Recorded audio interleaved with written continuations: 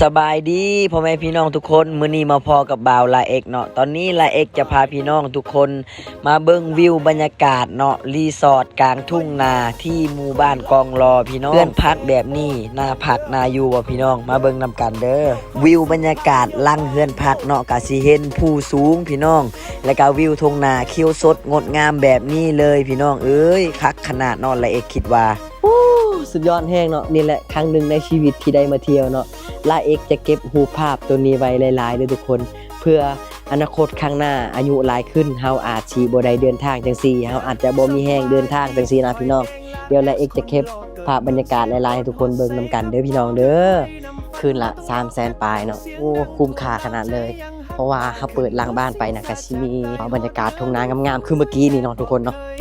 อยากพาเจ้ารู้จักเมืองลาวมักแนวบ้านเฮาก็ตามคอยมาเด้อสาวสบายดีคอยลาเร็กซ์คนหล่อมาที่หล่อมาเที่ยวลาวแน่เด้อบ่ผิดหวังดอกสำหรับผู้ใดที่อยากมาเที่ยวคือจังบ่าวละเอกก็ตามมาเด้อเนาะทุกคนเนาะละเอกก็บ่มีงบไปดอกแต่ว่าก็ใช้งบเล็กๆน้อยๆประหยัดไปนั่นแหละพี่น้องมีเป็ดมีหยังเขาปล่อยตามทุ่งนาเลยเป็ดก็สบายแค่นี้นะทางคุณก็จะเป็นพาตั้งนะ ขึ้นสะพานที่ลงก้อนเลยไปลงทุกภาพเมืองเก่าใจกลางรันญี่ปุ่นหาดลายชอบแนวชิงบ้านน้ำจำปาสไตล์มักพันที่คงไปน้ำตกคอนตะเพงจะโคตรดูจองกอบทางเมืองชัยบุรีมีภูเขางามทางน้ำคนมีผาดท้องงามบรรยากาศนี่คือดีคักเนาะดีขนาดเลยเดี๋ยวใส่หมวกกันน็อกก่อนลืมใส่โอเคใส่หมวกกันน็อกคราวเดียวก่อนyes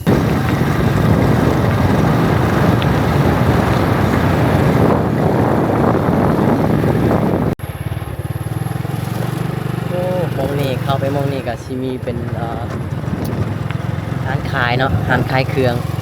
เป็นเซเว่นประมาณนี้บอกยังประมาณนี้ทุกคนตุกเป็นมองพักมองเที่ยวเนาะมองนี่นะโอ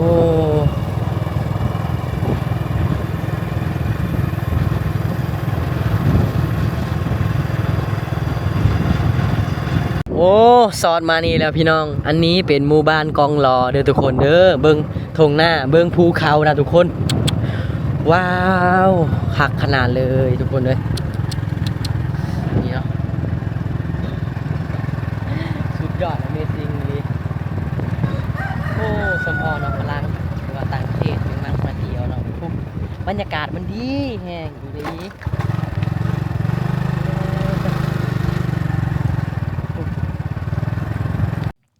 เอาทุกคนตอนนี้ลาเอกกะมาฮอดเฮือนพักเนาะหรือว่าโรงแรมเนาะที่พักอยู่ที่ถ้ำกองรอเนาะทุกคนเนาะห่างจากถ้ำกับประมาณอยู่300 เมตรเนาะประมาณนั้นแหละคิดว่าเนาะนี่ทุกคนนี่นะเป็นมองพักของลาเอกเนาะคืนนึงละ300,000 กว่าเนาะเดี๋ยวเฮาสิพาทุกคนไปเบิ่งห้องนำกันเนาะจะเป็นจังไดทุกคนมาทุกคนเดี๋ยวเฮาสิเข้ามาเปิดเบิ่งเฮือนพักเฮามื้อนี้จะเป็นจังไดทุกคนเนาะเพราะว่าละเอกย่างเลาะเบิ่งธรรมศาสตร์ทางพุ่นนะมีแต่พาตั้งคักขนาดเลยเดี๋ยวเฮามาเบิ่งห้องนอนของเฮาจะเป็นจังไดมื้อนี้เนาะคืนละ300,000 ปลายเนาะจะเป็นจังไดสิโอเคอยู่บ่เดี๋ยวเบิ่งนำกันว้าวพี่น้องโอ้เป็นเตียงคู่เนาะละเอกเอาเป็นเตียงคู่เลยนี่แพ็คคู่เลยห้องมันดีคักนะทุกคนนี่ป๊อดสะอาดคักเลยเบิ่งมีแอร์นำเด้อพี่น้องมีแอร์นี่แอร์เย็นแล้วก็มีพัดลมทุกคนห้องสะอาดคักขนาดเลยทุกคนเนาะนี่เดี๋ยวมาเบิ่งห้องน้ำเนาะอันนี้เป็นห้องน้ำเนาะห้องน้ำก็สะอาดดีเลยทุกคนเนาะสะอาดดีเดี๋ยวเรามาเปิดเบิ่งปองเยี่ยมเนาะหรือว่าหลังบ้านหลังเฮือนพักจะเป็นจังใดนะมาพี่น้องโอ้โหพี่น้องว้าวบรรยากาศหลังเฮือนพักเนาะนี่โอ้พี่น้องอันนี้เป็นห้องพักอันนี้คือบรรยากาศทางหลังโอ้โธ่ชาวบ้านเขาเจ้ากำลังดำหน้าเนาะอยู่ทางพุ่น เบิ่งข้าวหน้านะเต็มเลยทุกคนเขียวสดงดงามกำลังขึ้นเลย นี่คือบรรยากาศหลังบ้านเนาะนี่หลังเมื่อเขาเปิดโปงเยี่ยมกับสีห้องว้าวจังซี่เลยแหละเนาะโอ้บ่คิดว่าบรรยากาศหลังบ้านสิเป็นจังซี่นะทุกคนโอ้ปาดนี่เนาะแต่ละเฮือนพักเนาะแต่ละห้องเพิ่นจะมีเปมัดไว้จังซี่ห้อยไว้จังซี่เนาะไว้นอนชมวิวเนาะทุกคนเดี๋ยวละเอกขอนอนชมวิวจะคราวหนึงก่อนจะคราวหนึงก่อนเด้อจังค่อยไปนอนพักผ่อนเนาะนี่ปาดพี่น้องเบิ่งโอ้ยคักแท้เด้นี่แหละชีวิตครั้งหนึงเนาะได้เดินทางไปเดี๋ยวละเอกจะเก็บภาพไว้หลายๆเป็นความทรงจำเนาะนี่เพื่อโอกาสหน้าเฮาอายุหลายขึ้นเฮาอาจจะบ่มีแรงจะเดินเที่ยวนะทุกคนนี่โอ้ยนอนในเปชมวิวเบิ่งชาวบ้านเขาเจ้ากำลังดำนาเนาะชิลๆเลยพูนเที่ยงนาก็ได้บรรยากาศเบิ่งเนาะมีเขาหน้าเหมาะเบิ่งไปทางพุ่นก็สิเห็นผาตั้งเนาะเบิ่งน่ะป๊าดเห็นบ่ทุกคนผาตั้งสูงคัก นี่คือความสุขของการเดินทางเนาะทุกคนครั้งแรกของชีวิตที่ได้เดินทางไกลและก็ได้เห็นโลกกว้างได้เห็นสิ่งที่ใหม่ๆแปลกๆเนาะปาตัวพี่น้องผู้เฮือนพักเนาะได้บรรยากาศนี่โอ้สุดยอดขนาดเลยทุกคนเนาะก่อนที่ละเอกจะเข้าห้องนอนพักผ่อนเนาะเดี๋ยวละเอกจะนอนในเปนอนชมวิวเบิ่งสาวบ้านกำลังดำหน้าหรือว่าเพิ่นลกกาเพิ่นสิดำหน้านี่แหละเนาะบางหน้าก็ยังดำบ่แล้วแต่บางหน้าก็แล้วเนาะนี่คือจังซี่น่ะเพิ่นดำแล้วเขาก็ขึ้นงามเขียวสดงดงามเป็นที่เรียบร้อยแล้วเนาะเบิ่งไปทางพุ่นเพียงดีเนาะแล้วก็เบิ่งบรรยากาศแคมป์หน้าเพิ่นก็สิเห็นแต่ภูเขาสูงเป็นผาตั้งเป็นหินน้ำเนาะทุกคนเบิ่งบรรยากาศเที่ยงนาเพิ่นก็คักๆเนาะเดี๋ยวลาเอกสินอนฟังเสียงธรรมชาติแล้วก็เบิ่งชาวนาเพิ่นกำลังดำนาเนาะไปทุกคนโอ้สุดยอดแฮงเนาะนี่แหละครั้งหนึ่งในชีวิตที่ได้มาเที่ยวเนาะลาเอกจะเก็บรูปภาพตัวนี้ไว้หลายๆเลยทุกคนเพื่ออนาคตข้างหน้าอายุหลายขึ้นเฮาอาจสิบ่ได้เดินทางจังซี่เฮาอาจจะบ่มีแรงเดินทางจังซี่นะพี่น้องเดี๋ยวลาเอกจะเก็บภาพบรรยากาศหลายๆให้ทุกคนเบิ่งนำกันเด้อพี่น้องเด้อโอ้ในบรรยากาศคักเลยพี่น้องเอ้ยคุ้มค่าเนาะคืนละ300,000กีบแต่ว่าคืนละ300,000ปลายแต่ว่าคุ้มค่าขนาดเลยเด้อนี่ถ้าเป็นเงินไทยก็สิตกอยู่ประมาณ600 บาทเด้อทุกคนเด้อ600 บาทเนาะนี่ได้พักหม้องนี้เนาะแล้วดูนี่ก็บ่ค่อยเห็นต่างประเทศมาเที่ยวหลายเนาะเพราะว่ามันเป็นหน้าฝนเนาะแล้วก็น้ำมันก็บ่ใสจังซี่นะน้ำถ้ำกองรอมันบ่ค่อยใสต่างประเทศก็จะบ่ค่อยมาเที่ยวหลายเนาะถ้าทุกคนอยากเห็นต่างประเทศมาเที่ยวหลายได้ยินเขาเจ้าว่าชาวบ้านว่าเดือน11เดือน12แล้วก็เดือน5หน้าแล้งเนาะทุกคน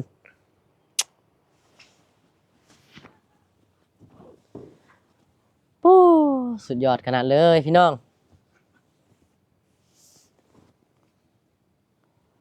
ได้บรรยากาศคักแท้เด้พูนทงหน้าน่ะกว้างไปฮอดพูนพี่น้องเนาะผู้สอดไปฮอดพูนเลยพูนทางพูนกับชาวบ้านกำลังดำนาม่วนคักขนาดเนาะหมู่บ้านกองรอแขวงคำม่วนเนาะทุกคนปาผู้แต่ละทงหน้าน่ะเพิ่นจะมีเถียงนาเลยว่าเป็นเฮือนเนาะเพิ่นอยู่ตามทงนาเลยเนาะและทางนี้ก็จะเป็นหมู่บ้านเขาเจ้าเป็นเส้นทางออกไปตัวเมืองเนาะและเอกก็บ่ได้คิดนะว่าตัวเองสิเดินทางมาฮอดจุดนี้เนาะและก็อีกหลายเส้นทางที่ละเอกอยากจะไปอยากให้ทุกคนมาฝากเป็นกำลังใจให้ละเอกในเด้อทุกคนเนาะไปเดี๋ยวละเอกจะพาทุกคนย่างเลาะชมบรรยากาศแคมป์เฮือนพักหรือว่าตามเฮือนพักที่อยู่ส่วนนั้นเนาะเดี๋ยวเราจะย่างเลาะไปนำกันจะเป็นจังไดทุกคนไปเดินทางไปนำกันเนาะบัดนี้ละเอกจะพาทุกคนเนาะพูดย่างเลาะส่วนนั้นเนาะจะเป็นจังไดทุกคนเนาะได้บรรยากาศคักขนาดเลยพี่น้องเอ้ย เห็นบ่นี่อืมนี่เนาะเป็นเฮือนพักแต่ละหม้องเนาะห้องละ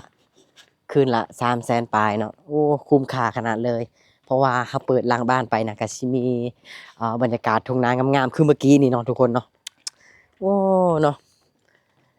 ฟังเบิ่งก่อนเนาะมื้ออื่นเนาะคิดว่าไลเอ็กจะได้พักหม้องนี้2คืนแหละคิดว่าพี่น้องเนาะเพราะว่ามันดีแฮงนะพี่น้องมันงามแฮงเนาะไลเอ็กอยากอยู่2คืนเลยอยู่ในนี่นะนี่มาเด้อนี่เป็นสวนยางไปเฮือนพักเนาะหรือว่าเป็นสวนยางมองที่เฮาชมวิวก็ว่าได้เนาะนี่เบิ่งเขาในหน้านะอุ้ยงามงามงามพี่น้องพุ่นนะพุ่นโซนนั้นก็แม่นเฮือนพักเบิดเลยเนาะไปเดี๋ยวเฮาล่างย่างเลาะไปเบิ่งนํกันทุกคนโอ้นี่คือครั้งแรกของลาเอ็กเนาะที่ได้มาเที่ยวไกลจังซี่เนาะ คุ้มค่ากับการเดินทางจากเซโปนมาหาท่าแขกจากท่าแขกมานากายจากนากายมาที่ทำกองรอแล้วก็สอดกองรอสอดทำกองรอแล้วก็มาที่หมู่บ้านกองรอแล้วก็มาพักอยู่ที่เฮือนพักหมู่บ้านกองรอตอนนี้เนาะไปทุกคนเดี๋ยวเฮามาเบิ่งบรรยากาศไว้หลายๆเนาะเก็บภาพไว้เนาะกับเมืองเซโปนแล้วเฮาจังเบิ่ง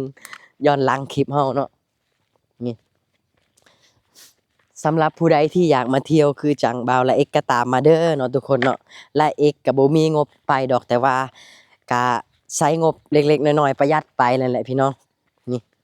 อืตึ๊บเห็นบ่เดี๋ยวสิพาทุกคนย่างเลาะชมวิวโอเคทุกคนนี่เนาะปาเตอพูดมีเป็ดมีหยังเขาปล่อยตามทุ่งนาเลยเป็ดก็สบายแถวนี้นะพูดทางพูนก็จะเป็นพาตั้งนะโอ้คุ้มค่ากับการเดินทางครั้งแรกในชีวิตทุกคนอ๋อเจ้านี่อ้อ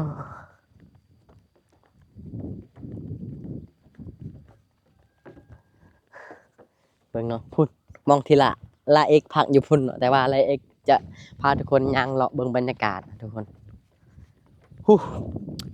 ฮู้สุดยอด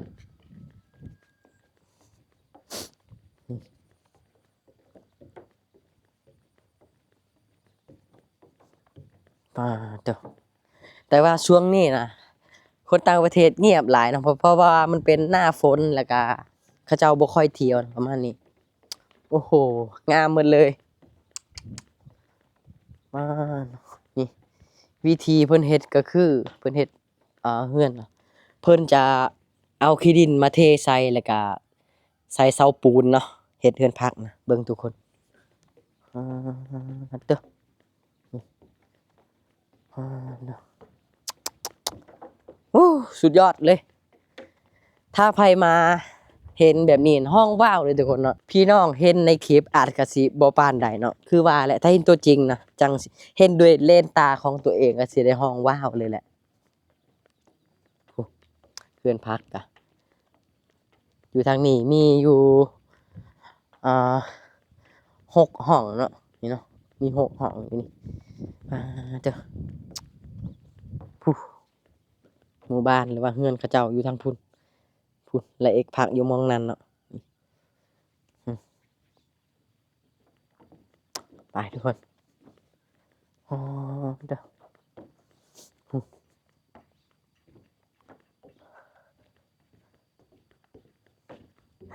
สุดยอดเลยทุกคน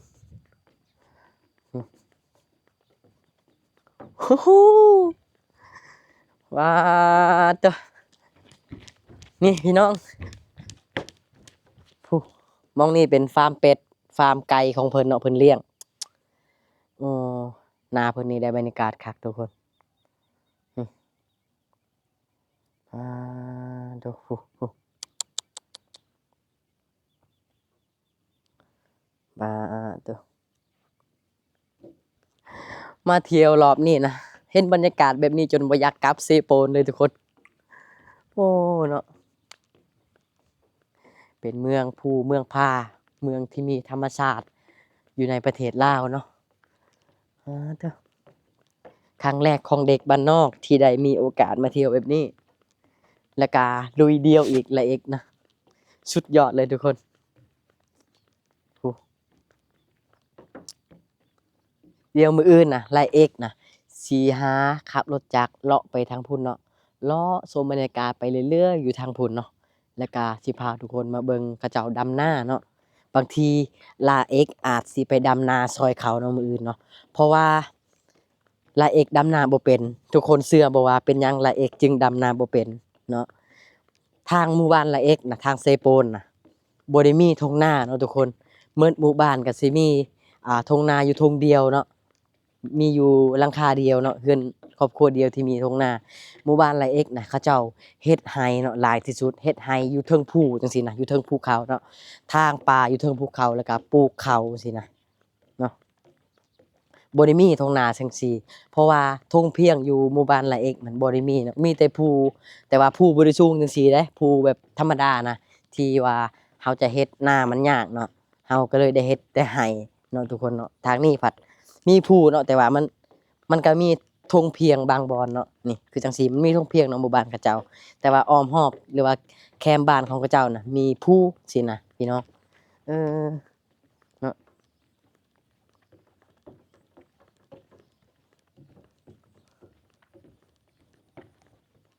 อืมปาดโตโอ้งามปาดพี่น้อง ลมพัดเย็นคักขนาดเลยเนาะปาดทุกคนเอ้ยลมพัดเย็นคักขนาดเลยเนาะฟูโอ้ยเห็นแบบนี้แล้วบ่อยากกลับเซโปนเลยเนาะเบิ่งเขาก็งามพี่น้องเขียวครับเขียวสดงดงามอีหลีเนาะเบิ่งเฮือนพักทางพุ่นกันเลียนกันเลยสอดไปฮอดพุ่นเนาะว้าเด้อทุกคนคิดว่าคุ้มบ่เฮือนพักแบบนี้นะคืนละ300,000ปลายกีบนะ300,000ปลายหรือว่า350,000กีบทุกคนว่าคุ้มบ่เนาะกับเฮือนพักแบบนี้ลองคอมเมนต์มาบอกละเอกหน่อยเด้อแต่ว่าละเอกบอกว่าละเอกคิดว่าคุ้มที่สุดเด้เนาะที่เฮาได้พักจังซี่นะราคานี้นะละเอกคิดว่าราคาประมาณ6-7แสนเนาะต่อคืนคิดว่าแต่ว่าก็บ่ฮอดเนาะ300,000ปลายเนาะถูกเด้ถือว่าโอเคอยู่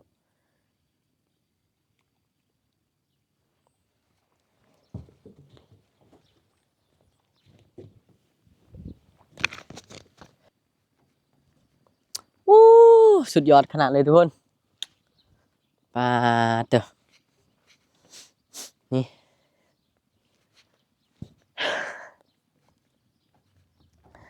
โอ้สดชื่นแท้เด้พี่น้องได้สูดบรรยากาศแบบนี้เนาะรู้สึกว่าโล่งใจหลายเนาะบ่มีหยังที่จะเครียดในใจแล้วเนาะรู้สึกว่าโล่งใจแล้วก็สบายนะแบบบ่มีหยังขัดใจขัดหูขัดตาบ่มีเลยเนาะในสายตาตอนนี้แบบสุดแห่งนะทุกคนปาเตอทุกคนนี่วู้หักขนาดเลย